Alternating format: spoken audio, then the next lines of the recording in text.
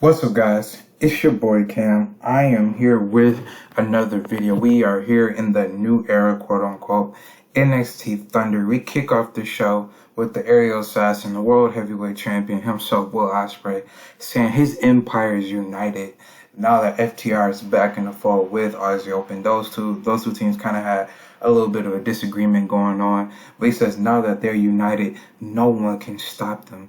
And then on the rampway, Santos Escobar says their fight isn't over. He will get his hands on Will Ospreay and the NXT Heavyweight Championship at any means necessary. And Cash Wheeler comes up and says, "Oh, you really mean that?" So those two will face off in the main event here tonight. So hot opener to start the show. 74. In a decent match, Asuka defeated Tegan Knox in 10:07 by submission with the Kanagan. Asuka 67, Tegan Knox 65. Of course, Asuka, one of my favorite women's wrestlers of all time. Asuka is fantastic and amazing in this game, and she is kind of rated a little lower because she just came back from WWE. I don't know how they book their stars over there, but man, it's just like in game. I don't know how they book their stars over there, but it seems like people aren't reaching the popularity that they would be in real life, because Asuka would be like in the 70s. She's just reaching the 60s, but we'll get her there. And the story I got for her should be interesting because so Kairi Sane comes out and she congratulates Asuka, and Asuka tells Kairi that she's trying to win gold. Like, she knows that her time in front of her is shorter than the time that she has behind her. So she's trying to win gold here. I was gonna say gold here tonight, but she's trying to win gold here at NXT. That's why she came back to win that NXT Women's Championship, to win that belt that she once held. And she tells Kairi that Kairi's been floundering ever since she got here, which is kind of true. And she says she doesn't see that same passion that Kairi had from Japan. The highly touted Kairi Sane, Oho, or is it Hojo? Oho, that we once saw back in Japan or in NXT when she first came onto the scene in the WWE stratosphere. So, interesting. 85. Okay, so Private Party are the new team on the block here in NXT. And Mark Quinn got cocky gimmick, got a rating of very good. Isaiah Cassidy got a cocky gimmick rated great.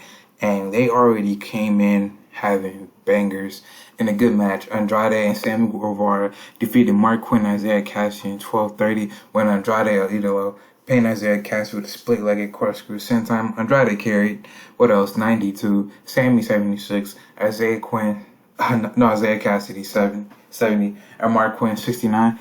Yep, Private Party. I needed some more tag teams, and I'm a big fan of Private Party, so I think they would be a great fit here in NXT. 82. So crowd boos as Andrade hugs Sammy, saying that he's the future, and Sammy calls Adam Cole a bitch because Sammy's just being a prick, and he's in the new group, so he's just feeling himself as he is because he's the Spanish guy, and he's here in AFO. So I think this is pretty good. AFO, the main driving piece is Andrade, but I didn't Sammy Guevara, who I brought into the company because I just stole him from AEW. And I didn't really know what to do with them for a time. So yeah, finally had some character direction for him. Should be amazing. 61. Katsuyori Shibata defeated Bobby Fish in 5:44 by pinfall the ankle lock. Katsuyori 49, Bobby Fish 58. So 88. So Riddle comes out dancing, getting in Shibata's face, and Shibata, the no-nonsense guy himself, slaps Matt Riddle, telling him what's wrong with them. And yeah, really, because Matt Riddle just lost to Keith Lee twice in a row, and he's out here dancing in front of Shibata like everything's okay. So I don't think that's going to go down with Riddle too well. 76. So Nigel asks FTR about their return, and they brush past the North, calling them second rate, a bunch of jabrones, just healing and just berating the North. So interesting, just randomly. 78. In a good match that had decent wrestling and good. Rhea Ripley defeated Su Yung at 8:51 by pinfall the Soul Food. Rhea Ripley 78, Su Yung 64.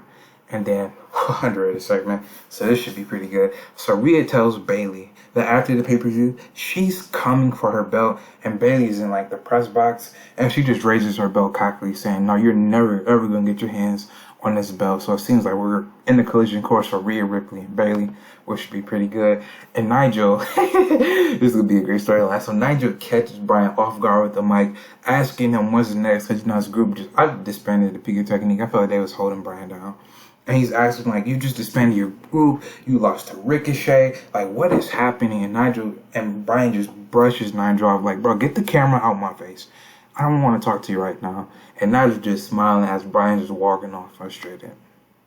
86, Tommaso Ciampa comes up to Trish about getting another shot at Johnny Gargano, but Keith Lee is there, and Ciampa just interrupts Keith Lee like he's not even there. And Keith is angry. He's like, bro, I am right here. You really gonna do that to me? So those two just lock eyes and they just stare at each other. And Trish is like, all right, I don't want y'all having a brawl in my ring. No, not in my ring, but in my office. And she tells them both to get out. Keith Lee, being a bigger man, he's not going to budge. So Tommaso Ciampa, he leaves. He's like, okay. So possibly something in the works between Ciampa and Keith Lee. We'll see.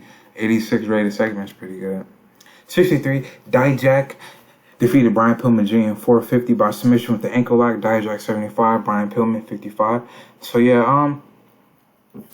House of Black is going to be going under just going under some new changes, and I felt that Dijak, as of recording in August of 2024, Dijak has really proven himself to be a great single star, and I was like, man, I'm kind of holding him down. So I feel like a 75 isn't too bad for somebody I haven't really pushed all too much. So this should be very interesting for Dijak. 82, Juice into the night. LA Knight, Juice Robinson, they congratulate Johnny on retaining in that heater of a triple threat with Kyle O'Reilly and Tommaso Ciampa. A Knight calls out Pete Dunne, calling him an idiot, saying he wants to face him next week. So we could just book that right here. Hold on. We could book that for next week. Let's go to pre-booking real quick. NXT Thunder. Pre-book match.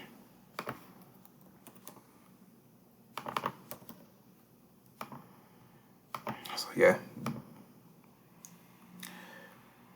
pretty big match next week.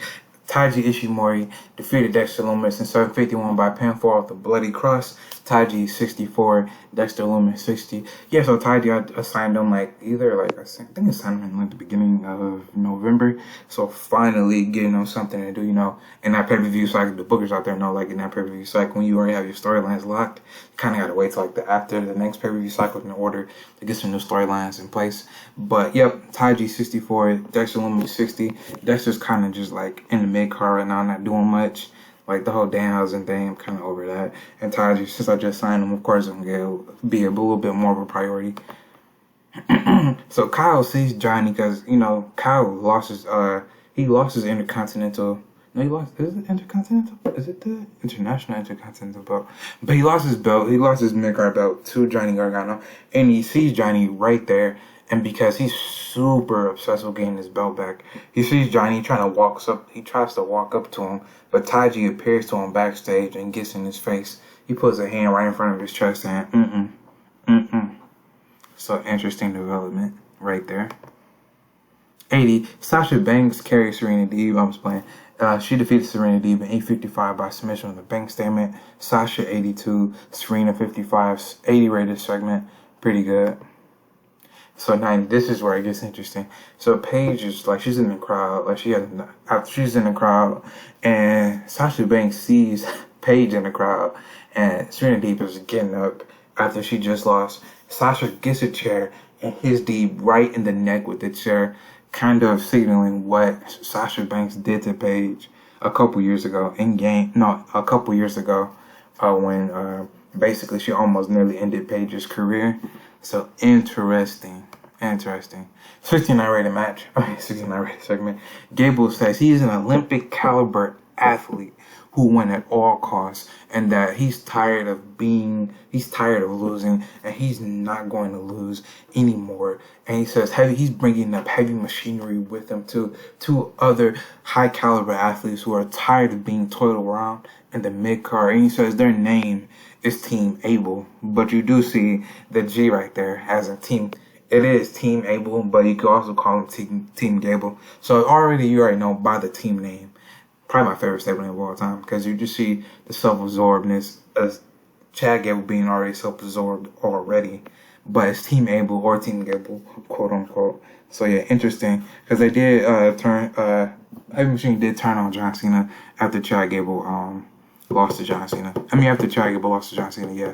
So interesting. We'll see what happens to John Cena and Chad Gable from this.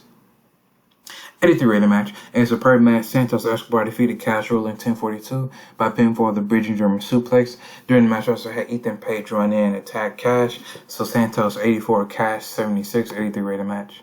Pretty good. So FTR and y'all fended off by the North of all teams. You know, this Hill team that came in trying to wreck shop. They're the ones that defend off FTR and United Empire. And Will Ospreay's nowhere to be seen. So yeah, interesting development there.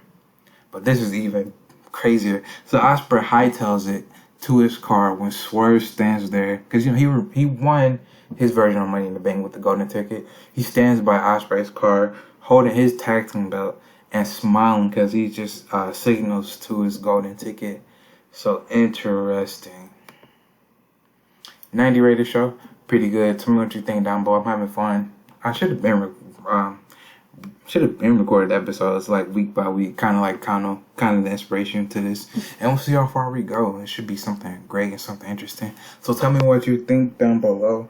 We are on our way to, I don't know the next takeovers yet, but we're on our way to NXT Takeover Legacy in the next year. So building towards that.